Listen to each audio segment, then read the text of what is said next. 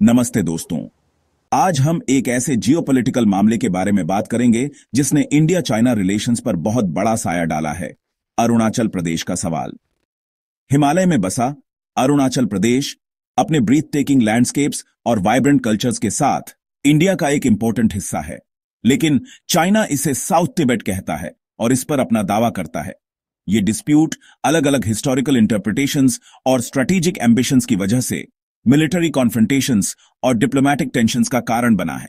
जैसे जैसे हम इस इश्यू की कॉम्प्लेक्सिटीज को समझेंगे, हम अरुणाचल प्रदेश का सच जानेंगे और इंडिया के अपने सॉवरेनिटी को सेफगार्ड करने के अनवेवरिंग रिजॉल्व को हाईलाइट करेंगे।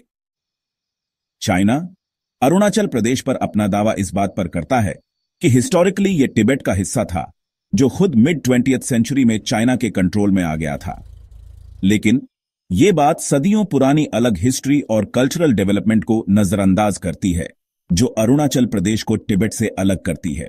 मान भी लें कि यह बात सच है, तिब्बत और अरुणाचल प्रदेश का हिस्टोरिकल रिलेशनशिप डायरेक्ट कंट्रोल का नहीं था।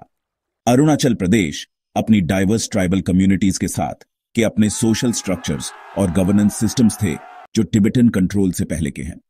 1914 का सिमला एग्रीमेंट ब्रिटिश इंडिया, तिब्बत और चाइना के बीच हुआ था, जिसने मैकमोहन लाइन को इंडिया और तिब्बत के बीच की बाउंड्री बताया था और अरुणाचल प्रदेश को इंडिया के अंदर रखा था। चाइना इस एग्रीमेंट को मानने से इनकार करता है, लेकिन हिस्ट्री बदलने की उसकी कोशिशें बेकार हैं।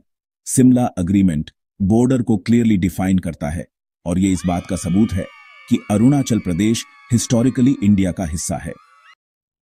इंडिया का अरुणाचल प्रदेश पर स्टैंस इस बिलीफ पर बेस्ड है कि यह देश का एक अभिन्न अंग है। हिस्टोरिकली अरुणाचल प्रदेश के इंडिया के बाकी हिस्सों, खासकर असम और नागालैंड के साथ डीप कल्चरल और एथनिक टाइज रहे हैं। ये टाइज किसी भी तिब्बतन कनेक्शन से पहले के हैं। अरुणाचल प्रदेश के लोग हमेशा से खुद को इंडियन मानते आए हैं और उनके सोशल, कल्चरल और लिंग्विस्टिक प्रैक्टिसेस इस शेयर्ड हेरिटेज का प्रमाण है। अरुणाचल प्रदेश इंडिया का एक कॉन्स्टिट्यूशनली रिकॉग्नाइज्ड स्टेट है, जिसकी अपनी इलेक्टेड गवर्नमेंट है और इंडियन पार्लियामेंट में रिप्रेजेंटेशन है। इसके लोग इंडियन सिटीजन्स के तौर पर अपने डेमोक्रेटिक राइट्स का इस्तेमाल करते हैं, जो उनकी आइडेंटिटी और इंडियन यूनियन में उनकी जगह को और मजबूत करता है। इंडिया अपने टेरिटोरियल इंटेग्रिटी की रक्षा करने के लिए कमिटेड है। यह कमिटमेंट सिर्फ बातों का नहीं, बल्कि कॉन्क्रीट एक्शंस का भी है। सेक्शन 4, 1962 की याद, इंडिया के रिजॉल्व का सबूत। 1962 का साइनो इंडियन वॉर दोनों देशों की यादों में एच्ड है। चाइना के एक्सपेंशनिस्ट एम्बिशंस और इंडिया के अपने सॉवरेनिटी की रक्षा करने के डिटर्मिनेशन की याद दिलाता है।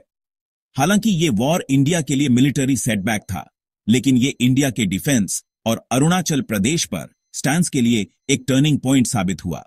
1962 का वॉर बॉर्डर पर डिसएग्रीमेंट्स और चाइना के इंडिया के ग्रोइंग इन्फ्लुएंस के परसेप्शन की वजह से हुआ था।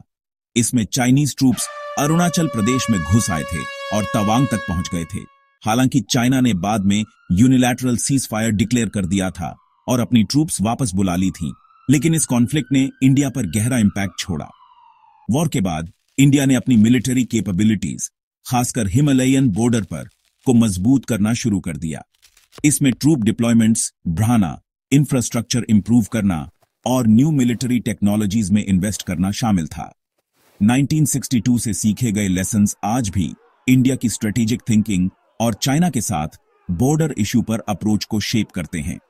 यह संघर्ष भारत के संकल्प का प्रमाण है, जिसने देश को और भी मजबूत और एकजुट बनाया। सेक्शन 5, मॉडर्न डिफेंसेस इंडिया के ईस्टर्न फ्रंटियर को सिक्योर करना। 1962 के वॉर के बाद के डेकेड्स में इंडिया ने चाइना के साथ बॉर्डर, खासकर अरुणाचल प्रदेश में, अपने डिफेंसेस को मजबूत करने में काफी प्रोग्रेस की है। इंफ्रास्ट्रक्चर डेवलपमेंट की स्ट्रेटेजिक इंपॉर्टेंस को समझते हुए इंडिया ने अरुणाचल प्रदेश में कनेक्टिविटी इंप्रूव करने के लिए एक एम्बिशियस प्रोग्राम शुरू किया है। इसमें नए रोड्स, ब्रिजेस और टनल्स बनाना शामिल है, ताकि ट्रूप मूवमेंट आसान हो सके और जरूरत पड़ने पर रिसोर्सेज जल्दी मोबिलाइज किए जा सकें। इंडिया ने अरुणाचल प्रदेश में अपनी मिलिट्री प्रेजेंस भी काफी बढ़ा दी है और एडिशनल ट्रूप्स, एडवांस्ड वेपनरी और सोफिस्टिकेटेड सर्वेलेंस सिस्टम्स डिप्लॉय किए हैं।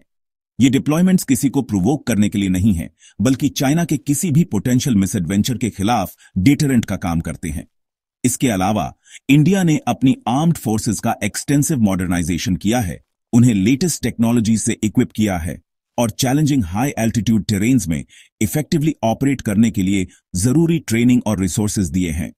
इंडिया का अपने टेरिटोरियल इंटेग्रिटी की रक्षा करने का कमिटमेंट सिर्फ मिलिट्री प्रिपेयर्डनेस तक सीमित नहीं है, बल्कि इसमें चाइना के साथ डिप्लोमैटिक एफर्ट्स भी शामिल हैं ताकि बॉर्डर डिस्प्यूट का पीसफुल सॉल्यूशन निकाला जा सके। इसके साथ ही इंडिया अपनी पूर्वी सीमा पर सांस्कृतिक और सामाजिक एकता को भी मजबूत कर रहा है, जिससे स्थानीय समुदायों का समर्थन और सहयोग मिलता है। अगर यह वीडियो मददगार लगा हो तो चैनल ब्रेन अप इंडिया को लाइक करो, सब्सक्राइब करो और नीचे कमेंट में बताओ अगला टॉपिक क्या हो।